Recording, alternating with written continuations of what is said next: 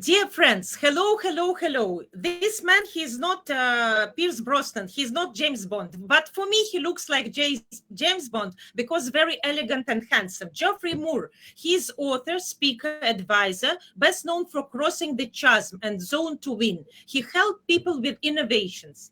Dear Jeffrey, I want to know, you are in San Francisco, I'm in Dubai, and definitely you are specialist in innovations. For me, for example, innovation is very difficult. I'm urged to do it. I love people, but before 2 years ago, I hated technology. I like to meet people. I don't like these machines, but these machines are helping us to meet. If not machine from Dubai to San Francisco, we will not be able. How we normal people, owners of small and medium businesses, should take these innovations, in your opinion? So there's a wonderful model. In fact, it's the model behind Crossing the Chasm called the Technology Adoption Life Cycle. And what it says is different personas, you have a persona, I have a persona, different personas buy into disruptive innovations at different times. So we hear a lot about the technology enthusiast. They're always the first. They just want to play with it. They just want to figure out how it works. They love kind of just engaging with the technology for its own sake. And then there are the visionaries who think, if we could put this technology, across the whole nation or across the whole company, we could change the world. And those two groups go very early, and they believe in the technology, and they believe in their own instincts. Most of us, by far the majority of the people, are not like that. The middle of the curve of the technology adoption life cycle is made up of who we call pragmatists and conservatives. Pragmatists are doing what you just said, which is, hey, if it's here and it works and we can use it, we should use it. But until it works, we're not going to try it. So in other words, there's a very big wait and see. And conservatives are going, we have to do it. We are not Elon Musk. We don't want to go to Mars. We are not Russia.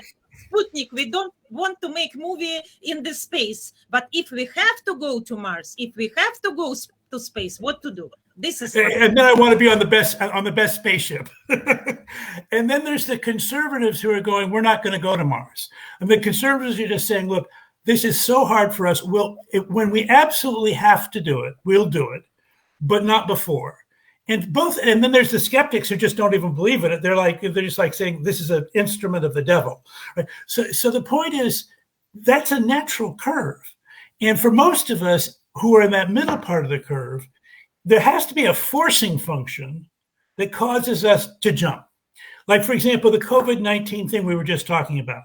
A lot of us have been dislocated in our work lives. We have to do something. We have to innovate. We can't go back. We have to go forward. And again, we have to find that courage to say, okay, so how am I going to do that? I understand. So you think that to be practical, to succeed, we have to accept that challenge and we have to move forward. There is no way out of this. How you personally, Geoffrey, because you are not 15 years old, even though you are very energetic, handsome, and young. How you personally, why you have this, this power to take it as a young person? Why you're ready for that? So let me tell my disruption was I studied to be an English professor. I have a PhD in English Renaissance literature and Shakespeare, essentially. So I was teaching in a small college in Michigan. We wanted to move back to California for family reasons. I could not get a job as an English professor. So I had to find a job. I actually got a job in a software company. And over time, I learned the language of the software company. It turns out once you get comfortable with the technology, we're fine. We can drive cars, we can run microwave ovens, we can get on the internet and use Google Meet and everything like that. But you have to have a forcing function to do it. And what I think the key to that transition was, try to put yourself in service to something outside of yourself as opposed to worrying about yourself. When you worry about yourself, you get all caught up and you slow down and you second guess yourself and you don't know what to do. But if you say, look, in my case, I wanted to teach writing in a business and somebody let me start.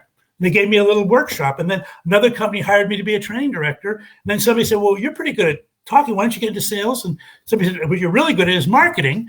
And by the way, they were right. When I got to marketing, I was good at it. And that's what I ended up. But it was a journey. It was a hop, hop, hop, hop. It wasn't like, instant success. Geoffrey, don't you miss the Shakespeare? Imagine somebody who is that intellectual and that sophisticated. Shakespeare, it is sophistication. It is, it's like the magic, the magnificence. And then you have to go to this rough material, marketing, survival, technology. Didn't you feel it's a kind of little bit stupid and primitive for you?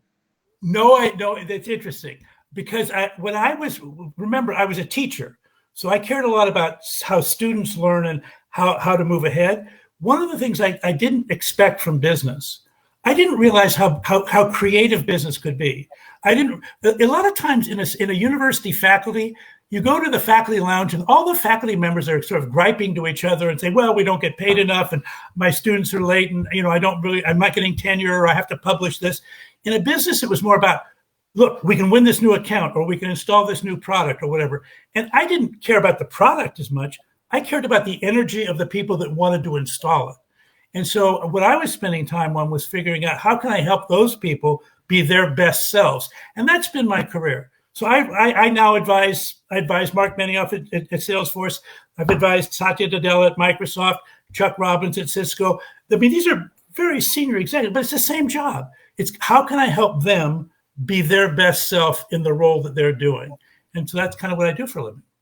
It sounds amazing. And Geoffrey, if you did that from Shakespeare to being advisor to Microsoft and huge companies, that means it gives hope to our audience and to our listeners that they can also do a pivot. They can also change. How for people to get comfortable with technology, not to be afraid, not think that AI, robots are going to conquer us. Will Smith have to put his dogs with the I'm the legend? How to get comfortable with, how to study that as you did? Well, I think I don't think I would focus on the technology. I think I would focus on how can I add value to another person or another company. In other words, I want a customer. Basically, if I'm out of work, I need a customer. So first of all, I want to find a customer who's in an industry or in a profession that I respect and I would like to be in service to. The next question I would go is say, how can I help them? What do I know? What energy? What could I do to help them? If technology comes in the middle of that and they say, well, Geoffrey, what we really need you to do is to be a customer support person and you need to learn our products. Okay, then I have to learn the products. But now I know why I'm doing it. I'm not doing it because I love the product. I'm doing it because I want to be in service and essentially to get a customer so that I can make a living. Geoffrey, how is that connected to Shakespeare? Is William Shakespeare? Well, okay. So it's not the Shakespeare part, probably not as connected as the teaching part. So remember, I was a teacher. I taught writing. I taught Shakespeare. I taught various English classes. But I cared a lot about the students, and I wanted to be in service to the students. And the students, by the way, when people sense that. So if you put yourself in service to somebody else, they will try to find a way to help you. And so when you're in this situation, when you've been dislocated by anything, any disruption, the tendency is to sort of hide and pull back and sort of guard yourself. But then there's no way for anybody to touch you. But if you do the other way and you say, look, I've been released from my old job, I'm free agent, I can do anything in the world. How can I help? And if you have that attitude and you look at people you respect, it's important to work with people that you care about and respect. They will help you find the work that you're supposed to do. They will. So at that time when you have to change your career completely, how old you were? How old? 32. I was 32 years old and we had 3 children. How old are you now? 75 years old. 75 years old. So you have to change completely your job almost at the age of 70 years old. No, 32 years old. I was 32 when I changed my job. I was 32 and we came back out to California. We had 3 little children and we thought, and no job. And so we were living with Marie's parents for like 6 months. Got a job, got a workshop, then got a job. But then it sort of, it just sort of worked out. I'm reading now the book by Nassim Taleb. The question is Shkura na konu. It is in Russian language, but in English language, it's like the meaning is you have to risk your life to do something.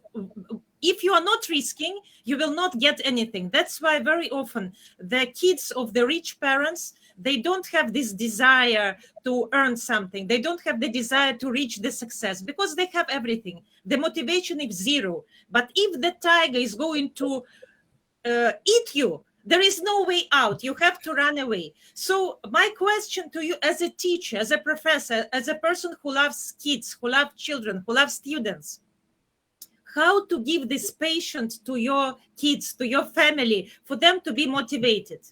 Yeah, I think there are two sources of motivation. You've done one, which is the motivation of you've been the disruptee. The world has disrupted you. It's threatening you.